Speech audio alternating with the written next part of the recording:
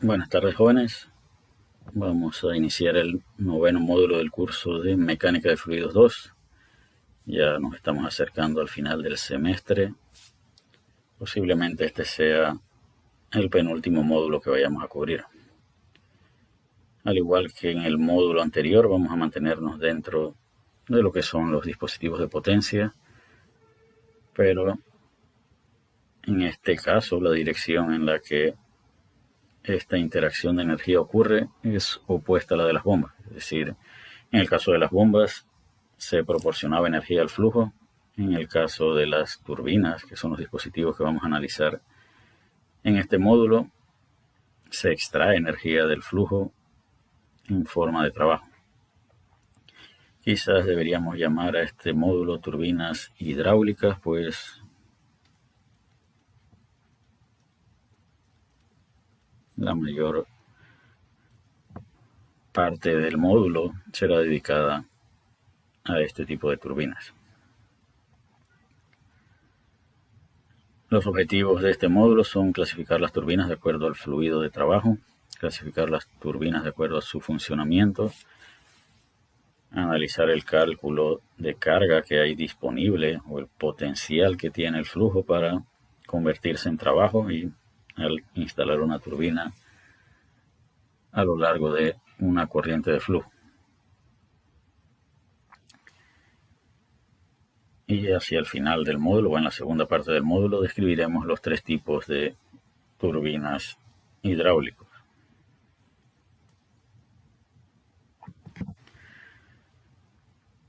De los dispositivos de extracción de potencia, podemos decir que la energía del fluido a la salida es menor que la energía del fluido a la entrada, es decir, el punto de flujo a la entrada mayor que la energía de flujo a la salida. Es decir, el flujo pierde energía y esa energía que es cedida por el flujo es convertida en trabajo, como debe haber sido descrito en su curso de termodinámica 1. Para las turbinas, la presión de salida es menor que la presión de entrada. Y como mencionábamos, el diferencial de la energía de flujo hace que haya una potencia de salida en ese dispositivo. En el caso de la bomba era todo lo contrario, todos estos signos de desigualdad cambian de dirección.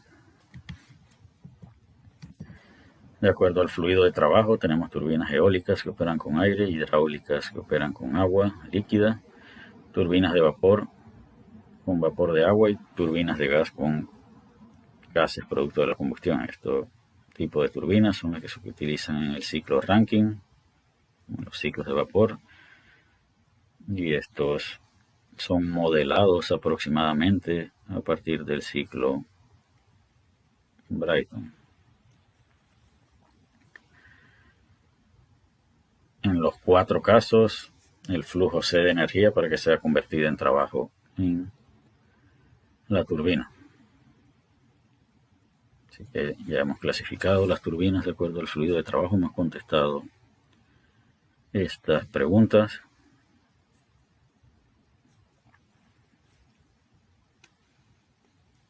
La mayoría de las turbinas son utilizadas en aplicaciones de generación de potencia.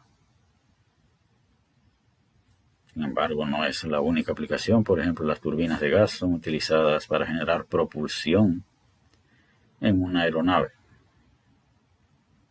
Entonces, la aplicación más común es generar potencia.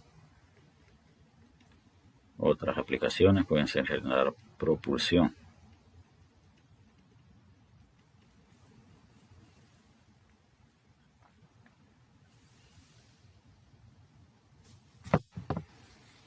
De acuerdo a la forma en la que operan las turbinas, pueden ser de desplazamiento positivo, igual que las bombas, y dinámicas. Entonces, nuevamente asociamos desplazamiento positivo con un volumen variable y las variaciones de volumen van moviendo el flujo de un punto a otro. En este caso, el flujo tendría que mover el dispositivo para transferir energía o para generar una rotación en la turbina.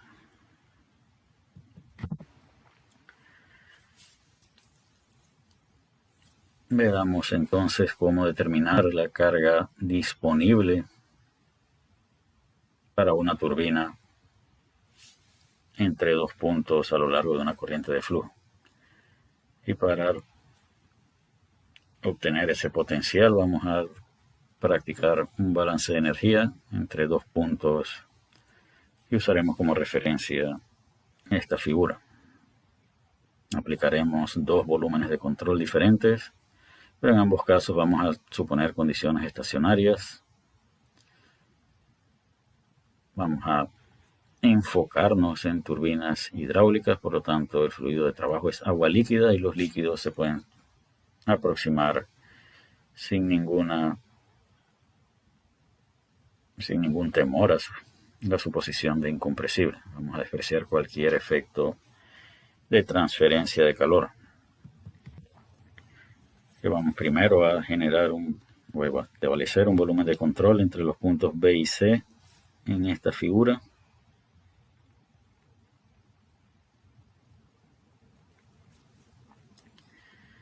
Y vamos a realizar o aplicar la ecuación de Bernoulli modificada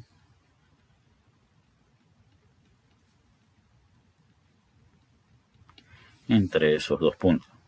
El flujo sigue esta dirección, así que diríamos que Z de B más alfa por V de B al cuadrado entre 2G más P de B entre gamma más H de la bomba debe ser igual a Z de C más alfa por V de C al cuadrado entre 2G más P de C entre gamma más H de la turbina más todas las pérdidas que hay entre A y C, y a esas pérdidas se refieren pérdidas de flujo. Entre esos dos puntos no hay una bomba. Hay esta sumatoria de estos tres términos, es lo que le hemos llamado H de B. Eso significa que para simplificar el análisis hemos dicho que H de B es igual a Z de B más V de B al cuadrado entre 2G multiplicado por alfa más P de B entre gamma. Y H de C es igual a Z de C más alfa V de C al cuadrado entre 2G más P de C entre gamma. Eso conduce a esta ecuación. No hay una bomba entre los puntos B y C.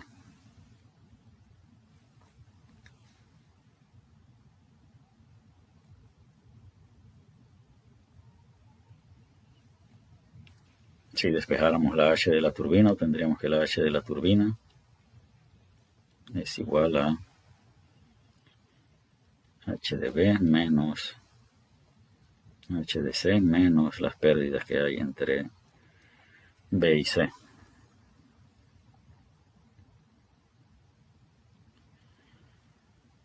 Así que esta es la carga útil que el flujo tiene disponible para convertir en trabajo en esa turbina. Como veremos más adelante, si quisiéramos convertir esto a potencia útil, esto debe ser multiplicado por el flujo de masa, por la gravedad y por esa H de la turbina.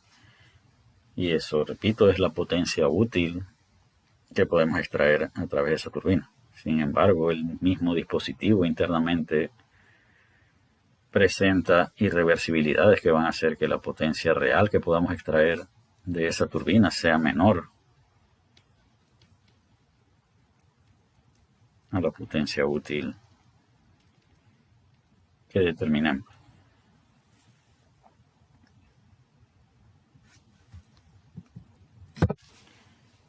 que continuando con el balance de energía que hemos establecido entre los puntos B y C, cómo se determina la máxima carga que se puede extraer de la turbina. Repito, deberíamos considerar la energía acá. Si no hubieran pérdidas entre B y C, entonces esa sería la máxima carga que podemos extraer. Es decir, si el punto B está justo a la entrada de la turbina y el punto C está justo a la salida, cualquier pérdida entre esos dos puntos estaría asociada con las irreversibilidades internas de la turbina. Así que, por ejemplo, acá el punto B aparenta estar algo alejado de la entrada de la turbina, lo que sugiere que puede haber una pérdida entre estos dos puntos.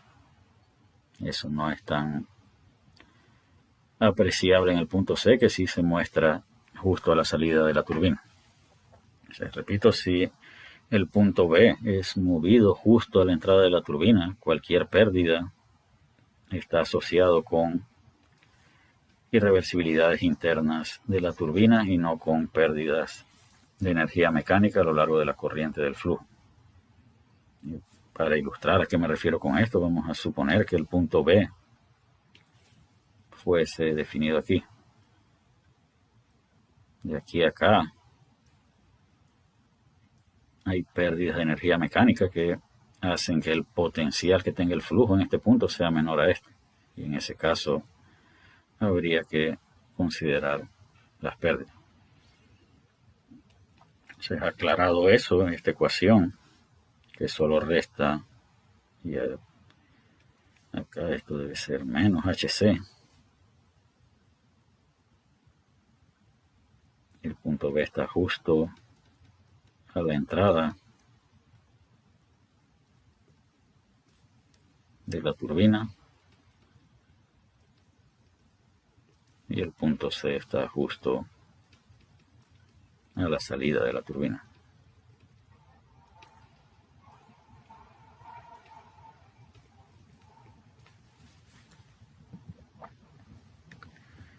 Sustituyendo H de B y H de C por la sumatoria de las tres formas de energía mecánica, obtenemos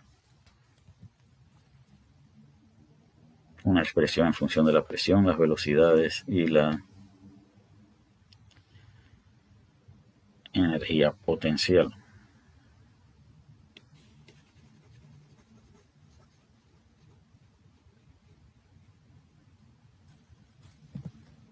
Tal y como se muestra aquí. La potencia útil disponible o la potencia útil que se puede obtener, entonces depende de el producto del flujo de masa a través de la turbina, la aceleración gravitatoria y la diferencia entre HB y HC.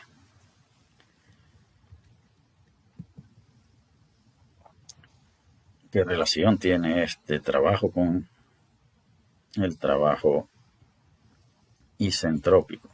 Veamos entonces, ahora vamos a ver dentro de la turbina.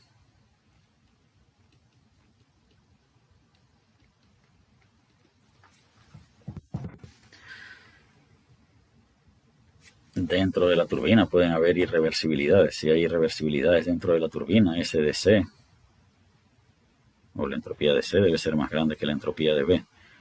Si la entropía de B es más grande que la entropía, o de C es más grande que la de B, la temperatura de C es mayor y U de C es mayor a U de B. Y si esto es cierto, debe haber pérdidas de energía mecánica asociadas con esas irreversibilidades. ¿Esto qué significa? Esto es el máximo útil. ¿Cómo calcularíamos la potencia de la turbina real? Deberíamos haber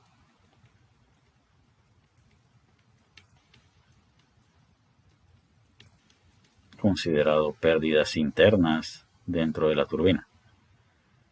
Así que Las pérdidas internas tienen que ver con las irreversibilidades internas de la turbina y con el incremento de la energía interna. Así que si al máximo potencial útil que tenemos le restamos las pérdidas internas de la turbina, obtendríamos la potencia de la turbina real. Ahora, si la turbina no tuviese ningún tipo de irreversibilidades, entonces una turbina ideal, esto sería cierto. Por lo tanto, las pérdidas internas no existirían. Así que este trabajo, esta potencia máxima útil, es igual al trabajo isentrópico. Era la manera en la que nos referíamos a el trabajo ideal o al trabajo máximo en el curso de termodinámica. Ya nos preguntan de qué depende la energía interna de una sustancia incompresible. Como hemos visto, depende de la temperatura, y la entropía también depende de la temperatura, y por eso señalábamos que si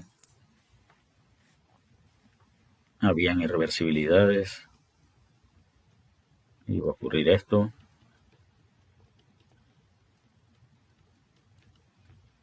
Por lo tanto, parte del potencial que teníamos en B, pues digamos que U de B, parte de ese potencial tiene que ser convertido en,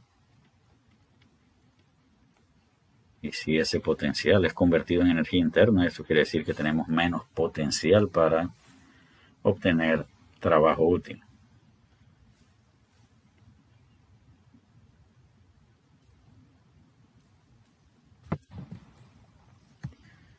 Aquí está la manera de evaluar la potencia de la turbina, incluyendo ahora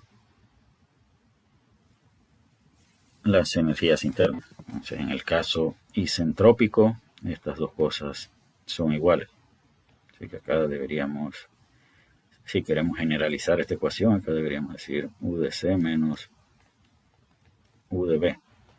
En el caso isentrópico, esto es 0 y esto debe ser negativo acá.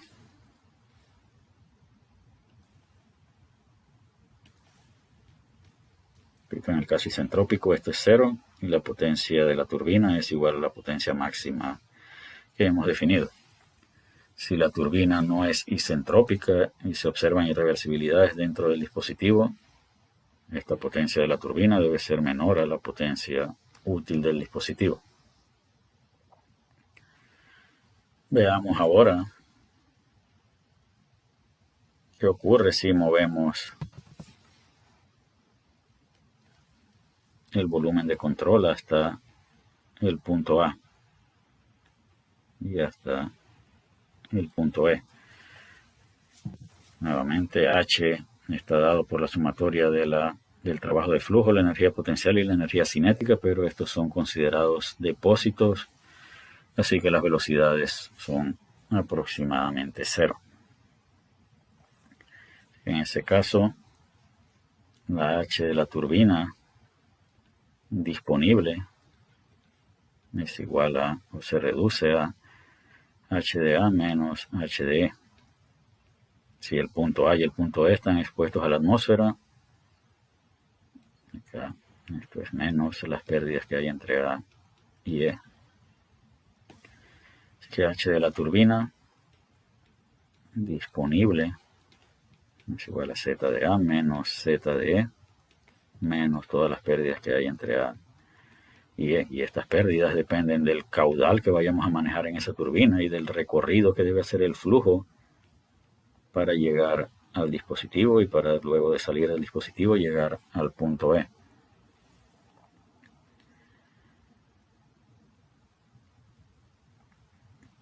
Esto lo podemos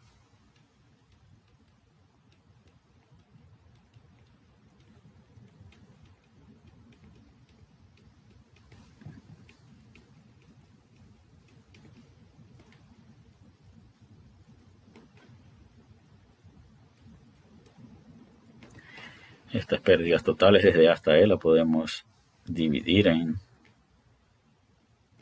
pérdidas desde A hasta B y pérdidas desde C hasta D. Así que podemos indicar que esto es igual a Z de A menos las pérdidas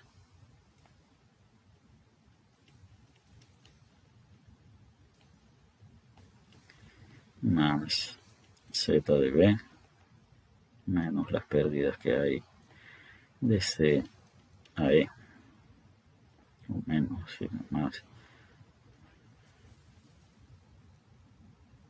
Veamos, aquí esto es Z de E y esto es negativo. Entonces Z de A, vamos a sumar acá más una presión atmosférica entre gamma, y acá vamos a restar menos una presión atmosférica entre gamma. Y Z de A más la presión atmosférica entre gamma menos H menos las pérdidas de A hasta B.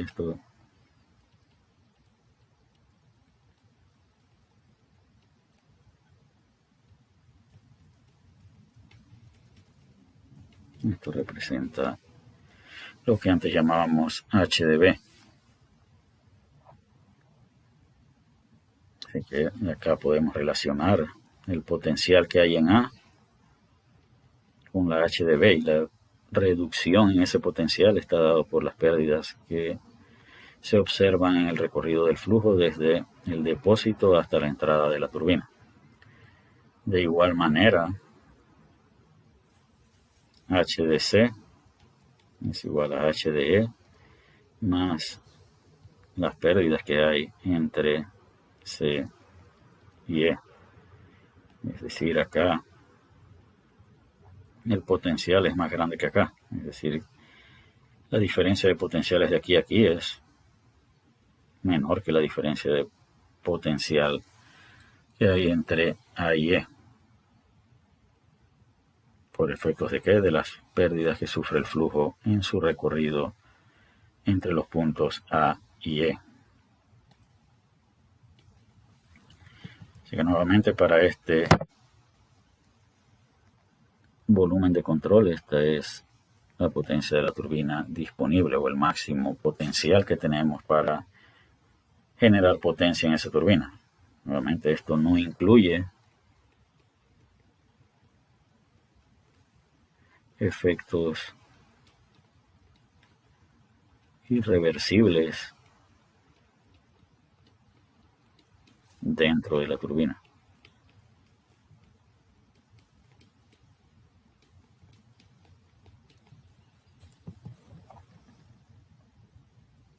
Acá nuevamente hemos desglosado las pérdidas en el recorrido de A hasta B y de C a E.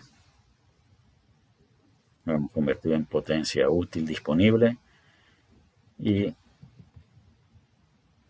si quisiéramos nuevamente considerarla o obtener la potencia real, debemos incluir las pérdidas dentro del dispositivo. Decíamos que la potencia de eje que podemos extraer en esa turbina es menor que la potencia total disponible por efecto de las pérdidas.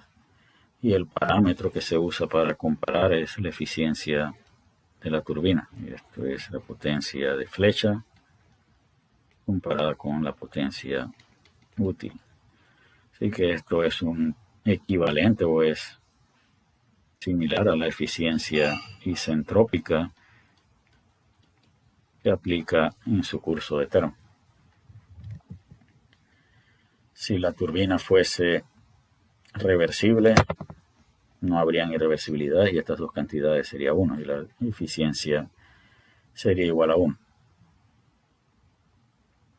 La potencia de flecha también se denomina el BHP, y a partir del flujo de masa está relacionado con la energía útil disponible. Y nuevamente las pérdidas de aquí o a lo largo del recorrido son función del caudal. Por lo tanto, entre mayor sea el caudal que va a manejar esa turbina, mayor serán las pérdidas en el recorrido del flujo.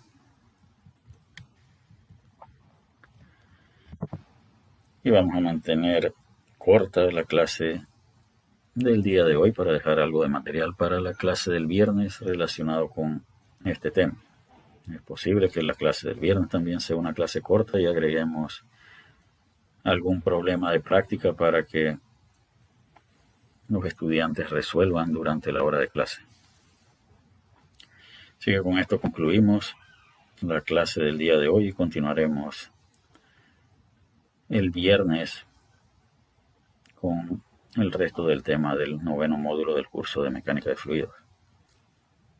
Como de costumbre, se ha habilitado un foro de discusión para este módulo donde los estudiantes deben hacer sus consultas o comentarios relacionados con el módulo. Mencionaba al inicio de la clase que nos estamos acercando a la prueba semestral, así que los estudiantes también deben aprovechar el foro que esté disponible para realizar las consultas de las dudas que tengan con respecto a los módulos previos. La idea es que lleguemos a la prueba semestral sin dudas, con todas las dudas aclaradas, y que el desempeño en dicha prueba sea el mejor posible. Así que nos vemos en la próxima clase, jóvenes.